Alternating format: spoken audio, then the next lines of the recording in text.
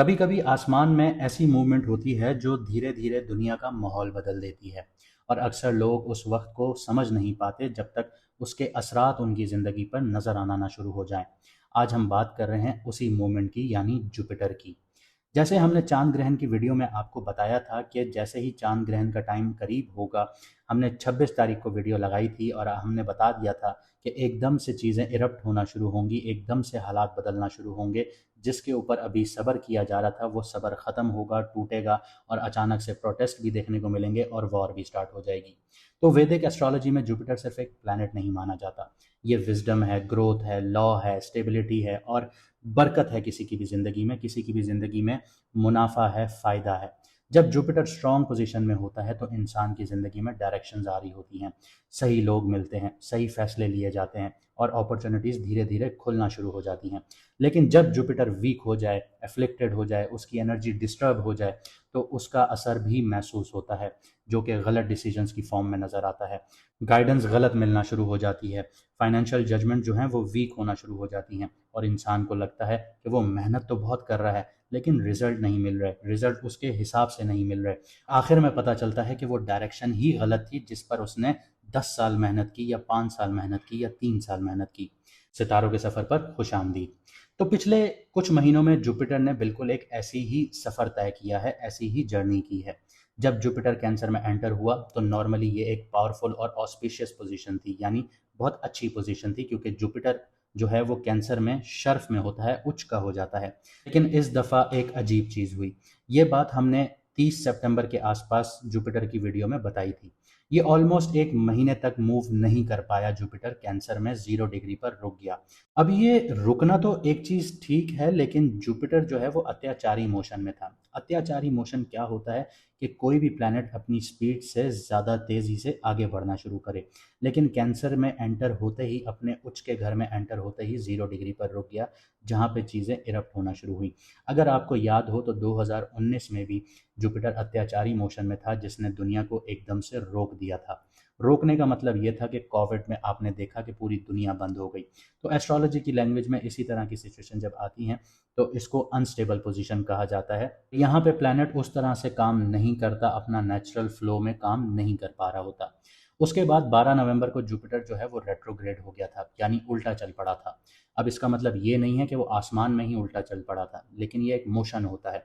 Retrograde होने का मतलब सीधा सीधा ये है कि इसकी जो एनर्जी थी वो सीधी तरह से आगे नहीं बढ़ रही थी, बल्कि वो अंदर की तरफ रिफ्लेक्ट कर रही थी। इसी वजह से पिछले अरसे में बहुत से लोगों ने महसूस किया होगा कि उनके जो प्लान्स हैं वो डिले हो रहे हैं, करियर में मोमेंटम जो है वो रुक गया है, फाइनेंशियल डिसीजंस उनके कन्फ्यूजन का शिकार हो रहे हैं और ज़िंदगी में एक अजीब सा पॉज आ गया है। जुपिटर नॉर्मली एक्सपेंशन का प्लैनेट है। अगर ये पॉजिटिव हो तो ये पॉजिटिवली एक्सपेंड करवाता है, नेगेटिव हो तो ये नेगेटिवली एक्सपेंड करवाता है। लेकिन जब वो रेट्रोग्रेड हो जाए तो रिकंसिडरेशन और करेक्शन का फेज स्टार्ट हो जाता है। लेकिन अब इंपॉर्टेंट टर्निंग पॉइंट आ रहा है। 11 मार्च की सुबह तकरीबन 8 बजे के करीब जुपिटर अपनी रेट्रोग्रेड मोशन को ख़त्म करके डायरेक्ट हो रहा है। इसका मतलब ये है कि वो दोबारा फॉरवर्ड मोशन में आने वाला है, यानी जो चीज़ें अब अटकी हुई थी वो धीरे धीरे मूव करना शुरू होंगी। लेकिन यहाँ एक और बहुत सटल और बहुत इंपॉर्टेंट बात है जो अक्सर लोग मिस कर देते हैं। जुपिटर जब डायरेक्ट होता है तो वो तुरंत फ़ौरन से अपनी फुल स्ट्रेंथ में काम नहीं करता, उसको अपनी मोमेंटम दोबारा बिल्ड करनी पड़ती है। इसलिए एस्ट्रोलॉजी में डिग्रीज बहुत इंपॉर्टेंट होती हैं। जैसे जैसे जुपिटर आगे बढ़ेगा, यानी 7 अप्रैल के करीब जब वो 22 डिग्री के करीब आ जाएगा, तो उसकी एनर्जी ज़्यादा स्टेबल और कंस्ट्रक्टिव होना शुरू हो जाएगी, यानी असली शिफ्ट आप लोगों को तब फील होगा। जुपिटर 20 डिग्री के बाद 22 डिग्री के जोन में एंटर करेगा और यहीं से सब कुछ इंटरेस्टिंग होना शुरू होगा। अब सवाल ये है, क्या जुपिटर का डायरेक्ट होना आपके लिए एक अच्छी न्यूज़ है या फिर एक बुरी न्यूज़ है? क्योंकि एस्ट्रोलॉजी का एक सीधा सा रूल है कि एक प्लानिटरी मूवमेंट कुछ लोगों के लिए अपॉर्चुनिटीज़ खोलता है, यानी किस्मत के दरवाजे खोल देता है, और कुछ लोगों के लिए रियलिटी चेक बन जाता है। जब जुपिटर 22 डिग्री के बाद अपनी फॉरवर्ड स्पीड पकड़ेगा तो कुछ जॉडियक्स वालों को, कुछ बुर्ज वालों को, कुछ राशि वालों को बहुत कुछ दे के जाएगा। धीरे धीरे रिलीफ देना शुरू करेगा, प्रोग्रेस उनकी स्टार्ट कर देगा ज़िंदगी में। करियर में क्लैरिटी आना शुरू हो जाएगी, फाइनेंशियल प्लानिंग में स्टेबिलिटी और पर्सनल लाइफ में बहुत अच्छी अंडरस्टैंडिंग बनना शुरू हो जाएगी। ये ज़िंदगी का एक नया चैप्टर खोल देगा। लेकिन हर जॉडियक के लिए कहानी इतनी सिंपल नहीं होगी। कुछ लोगों के लिए जुपिटर का ये फेज एक वार्निंग हो सकती है, जहां एक गलत डिसीजन या ओवर कॉन्फिडेंस आपको मुश्किल में भी डाल सकता है। इसलिए आज हम डिटेल में देखेंगे कि जुपिटर का जो ये डायरेक्ट मोशन है, ये आपके लिए ब्लेसिंग बनने वाला है या फिर आपके लिए हिडन चैलेंजेस क्रिएट करने वाला है। और इसका इम्पैक्ट और ज़्यादा क्लियर तब होगा कि आपका जो बर्थ चार्ट है, कुंडली है, जायचा है, उसमें जुपिटर की ओरिजिनल प्लेसमेंट क्या है, उसका पता चले, तो आपको और ज़्यादा यहाँ पे क्लैरिटी होगी। और अगर आप लोग अपना डिटेल्ड एनालिसिस करवाना चाहते हैं, समझना चाहते हैं जुपिटर की प्लेसमेंट को, या पूरी कुंडली को समझना चाहते हैं, या जायचे को समझना चाहते हैं, तो व्हाट्सएप का नंबर आपकी स्क्रीन पर आ रहा है, आप मैसेज करके अपॉइंटमेंट बुक करवा सकते हैं। क्योंकि कभी कभी ज़िंदगी का सबसे बड़ा फ़र्क सिर्फ इतना होता है कि जो आसमान में जो सितारे हैं, ये आपको जो सिग्नल दे रहे हैं, आप वक्त पर समझ लेते हैं, या फिर जब तक समझने की कोशिश कर रहे होते हैं तब तक वक्त निकल चुका होता है। और अगर आप लोग अपना मून साइन नहीं जानते, तो कमेंट सेक्शन में अभी अपनी ओरिजिनल डेट ऑफ बर्थ लिखिए, आपको हमारी टीम आपका मून साइन बता देगी।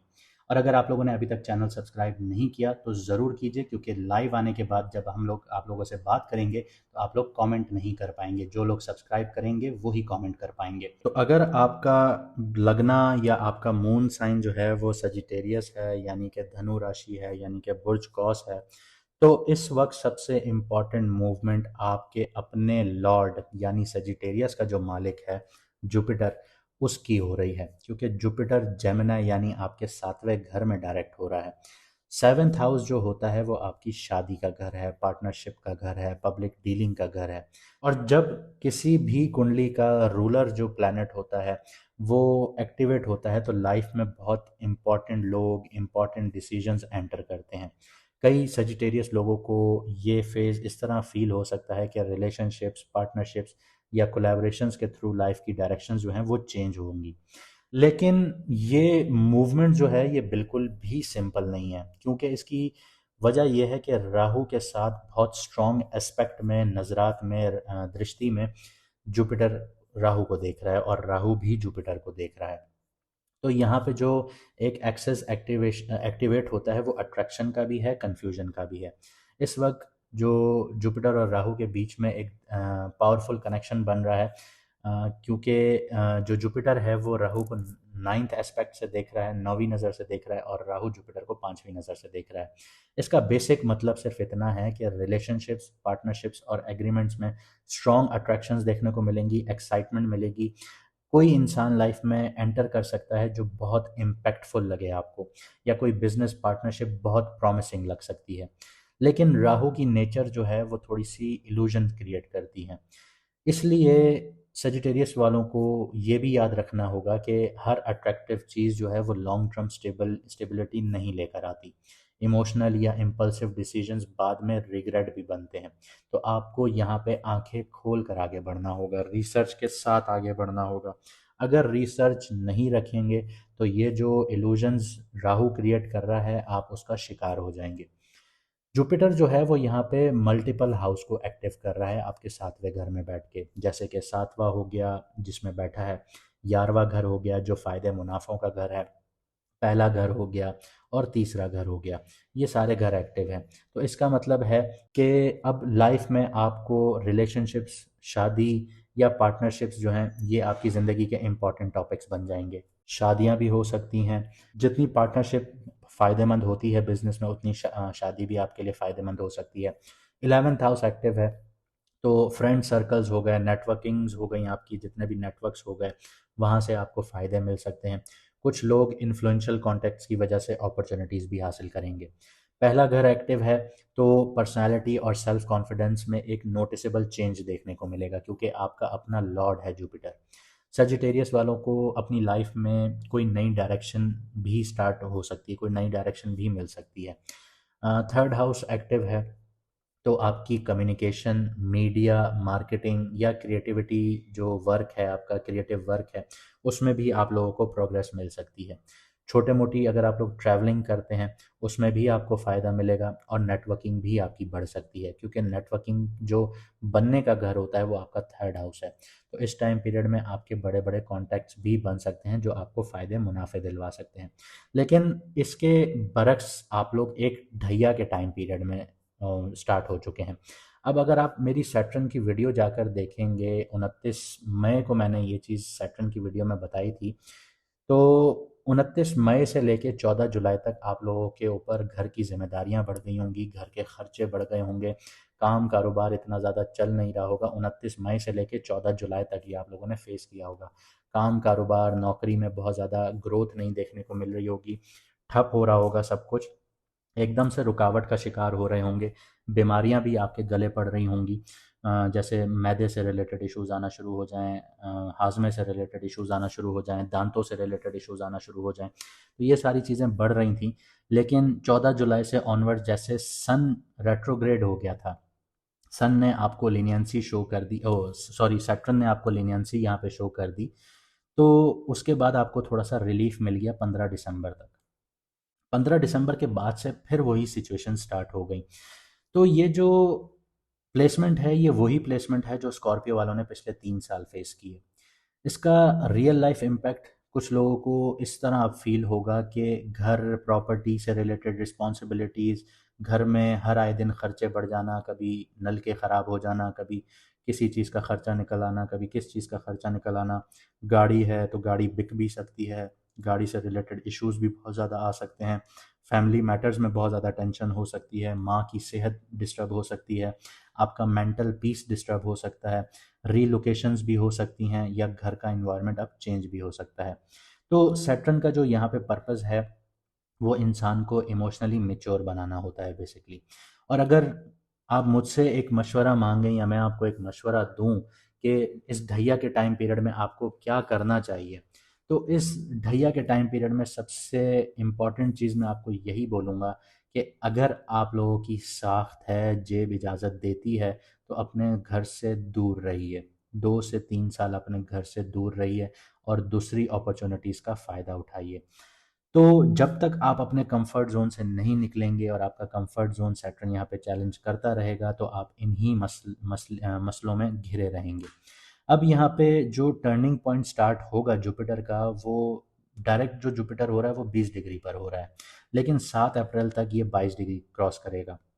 तो उसकी एनर्जी जो है और क्लियर होती हुई नज़र आएगी और ये फॉरवर्ड होता हुआ नज़र आएगा, और आपको यहाँ पे अपॉर्चुनिटीज़ मिलेंगी जो मैंने अभी आपको बताई, नेटवर्क से रिलेटेड, दोस्तों यारों से रिलेटेड, आपकी पार्टनरशिप से रिलेटेड। उस वक्त आप लोगों को फील होगा कि रिलेशनशिप्स और पार्टनरशिप्स में जो चीज़ें अब अनक्लियर थी, वो ग्रेजुअली अब सेटल होना शुरू हो रही हैं। तो यहाँ पे कुछ प्रिकॉशंस मैं आपको दोबारा दे देता हूँ कि रिलेशनशिप्स और पार्टनरशिप्स में आप लोगों ने जल्दी जल्दी ट्रस्ट नहीं करने। चाहे आप लोग अभी शादी भी करने जा रहे हैं, तो 7 अप्रैल तक आप लोग थोड़ा-सा इंतज़ार कीजिए। घर और फैमिली की जो रिस्पॉन्सिबिलिटीज़ हैं, इनको इग्नोर मत कीजिए। इम्पॉर्टेंट एग्रीमेंट्स हो गए, साइन करते वक़्त उनकी डिटेल्स बिल्कुल चेक कीजिए, क्योंकि 7वां घर आपको लिटिगेशंस में भी डाल सकता है, लीगल इश्यूज़ में भी डाल सकता है।